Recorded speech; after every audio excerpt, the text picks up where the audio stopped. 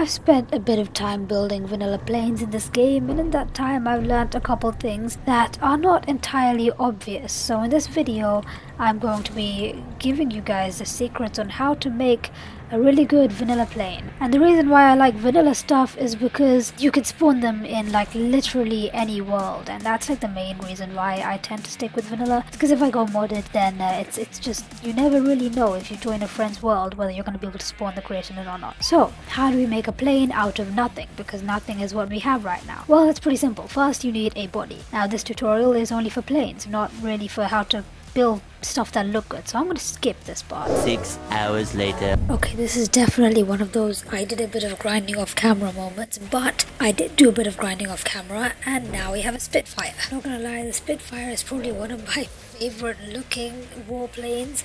I mean, not only because I'm British, but also because it's just such a nice plane.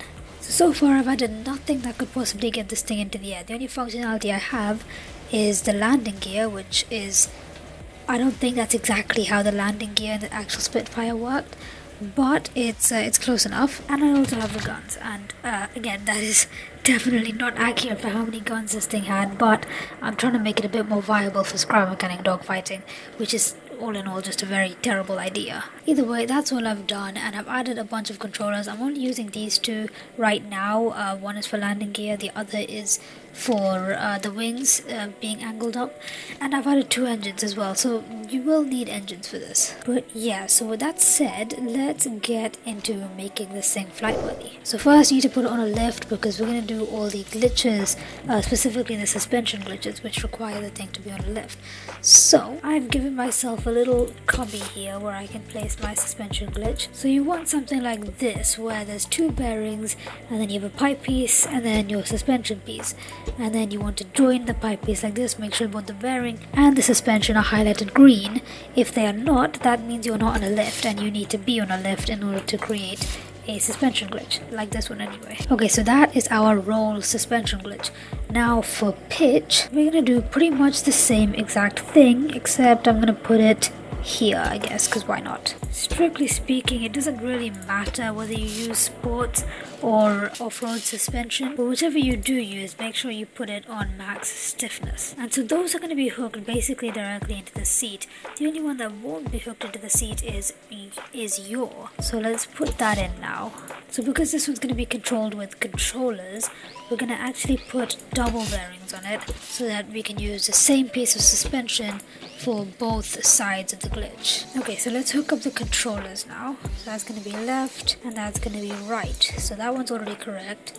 Let's make left actually go left. And now we're going to make this around 7 degrees, because having nice and responsive yaw is always nice. And then we're going to connect the seat to one of the engines, and the engine to the suspension glitches for pitch. I've got 2, so I might as well use the second one as a bit of redundancy. And we're going to need to set this pretty high. I like to go 2 from the max. You might want to go 1 from the max depending on how long your plane is. The Spitfire isn't too long of a plane. But anyways, roll is hooked directly into the seat. And by the way, make sure positive for the pitch is pitching forwards, and positive for the roll is pitching to the right, and yaw is obviously done with controllers, so that can be your preference. Now for the roll suspension glitches, we're going to turn the speed all the way up and turn the angle to like 7. 7 might be a bit much for this small plane, but we can fine tune it, it's fine. Okay, so the thing is currently off the lift, and let's make sure our controls work. So pitch down. That works. It might be a bit strong, but that's fine. Pitch up. Yeah, that also works. Roll to the left and roll to the right. Oh, you can see the flex on the wings. I don't know if that's going to be a good or a bad thing when we add thrusters to them, but we'll find out. It's fine. But yeah, I might want to make that roll a tiny bit less sensitive, because that is a bit much. Okay, so now we have probably like the most crucial part of this flight. Well, actually that's a bit of an exaggeration. It's not that important, but it does improve the quality of your flight by a lot. Now it's completely understandable if some of you don't want to do this, but it does really help the quality of your flight if you add in a suspension glitch stabilizer. And you can get these off the workshop, they're pretty common, lots of people have built them. You can also follow a tutorial if you want to, just search up infinite stabilizer on YouTube and it should probably come up. But now you probably see why I set the engine so high and made my roll so strong. It's because it needs to counteract that stabilization force. But what that stabilization force does is it means that whenever you let go of a control, the plane stays in that position, whereas without it, it would just be a bit floaty and it wouldn't feel as good as it does right now. But with that, those are pretty much all our controls. Now we're gonna start adding the thrusters. So now a big thing to consider when you're designing a plane is that you want to future-proof it. So basically you want to make sure that you leave as much room as possible for thrusters. Now I have left enough room here for 6 thrusters, 3 on each wing. So I'm just gonna cut my little hole in there, and that's where the thrusters are gonna go. Now you kind of want 5 blocks. You can do it with 4 blocks, but it's not gonna be as smooth. That's because we're not just gonna do normal thrusters, we're gonna do variable thrusters. So basically thrusters on bearings. They're very simple. You just get some bearings and you just line up a bunch of T-pieces like this, and then you grab your level 5 thrusters and you place them on, just like so. They're a bit finicky with the pipe pieces, but it should be fine. And just like that, we got all of them in. You can also place pistons just to cover up that hole. I like doing that because it looks kind of weird when there's just a hole in the wing.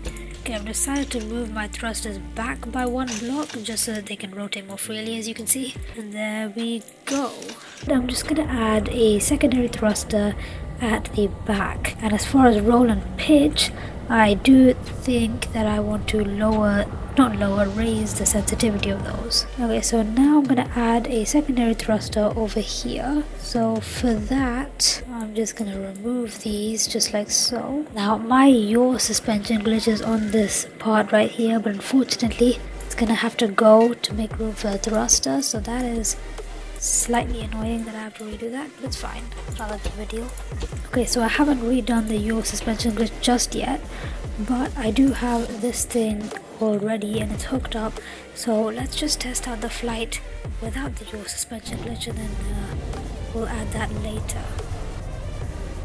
So now it's still a natural pitch up, but that's fine because now I can just decrease the thrust angle on the front set. So we're gonna go down to 45 there, and it is still too much. The reason why I'm decreasing the thrust instead of decreasing the angle of the thrusters is because the more I decrease the angle, the more forward speed that we have, and I don't really want that much forward speed. I want it to be nice and controllable. The forward speed is gonna come later, so I still think I need to reduce some thrust in the front there. Okay, so I've decreased it to a point where we no longer have enough to stay in the air, so now I'm going to increase the thrust. Okay, so I think I've dialed in the thruster angles and thrust values to a point where it flies pretty stable. You do have to take a pretty aggressive angle in order to ascend, but that is completely intentional because this is supposed to be slow mode. This is supposed to be landing mode. In order to get more speed, then you have to press another switch, and that in this case is going to be number 6. So if I can get a nice controlled landing, that would be nice. Also, I think one of the thruster powers is wrong again, because it should not have such a massive pull to the one side. Also, that flex on the wing is kind of funny, but at the same time, I don't really know if there's anything I can do about that. I'm not gonna lie here. So now to get more speed, we're gonna need more thrusters, of course. So I'm gonna place them around about there. That works pretty well, actually. Okay, so I've just placed in a whole bunch of forward thrusters set at max power. So now I'm just gonna grab number 6 and hook it into all of these thrusters. Okay, so now let's see. Right, nice, a lot of thrust. Right, so now when you press F and 6 in conjunction, now you can see we have a lot more speed, and we also have a natural pitch up, which is I mean, it's good, but not this much. I don't really want this much. If I turn this off, then we have, is it still there? Yes, it is. So that basically means we need a greater angle on these back ones, and thankfully I left some access underneath. Perfect. Okay, right, we need more power on those back thrusters because this is not enough. We still have a natural pitch up. However, that is corrected when you hit number 6, which is kind of what I want. That's not what I wanted to do. But it is kind of a good thing that when you press 6, it sort of corrects the natural pitch up. Because when you're landing, having a natural pitch up is pretty nice to have, because it sort of stops you from being able to slam the nose down on the ground. Speaking of landings, let's attempt one here. If we try and keep the nose flat, we will eventually fall. And yeah, that was a pretty damn smooth landing. Yeah, that was nice. That was actually really good. Okay, so let's get this propeller spinning now.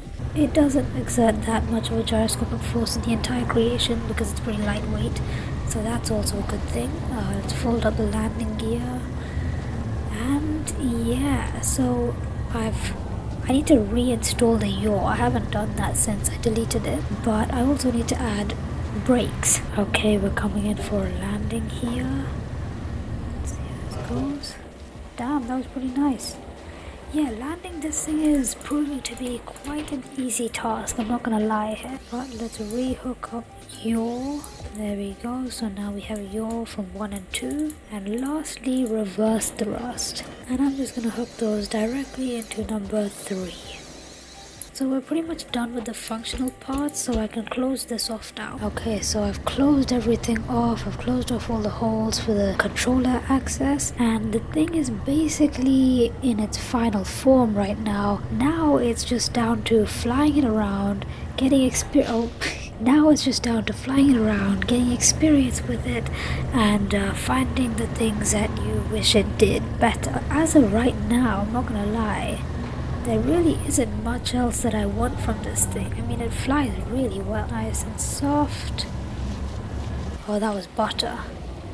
Oh, if that wasn't butter, I don't know what was. I do want some stronger yaw, that would be quite nice. It just feels like no matter which way I land this thing, it's pretty much always a butter. I don't know why we're like strafing to the side slightly though. That's kind of, oh, it's the thrusters again. Okay, so I've just made like the last couple tweaks to the design, most of which were just to improve consistency with those rotating thrusters.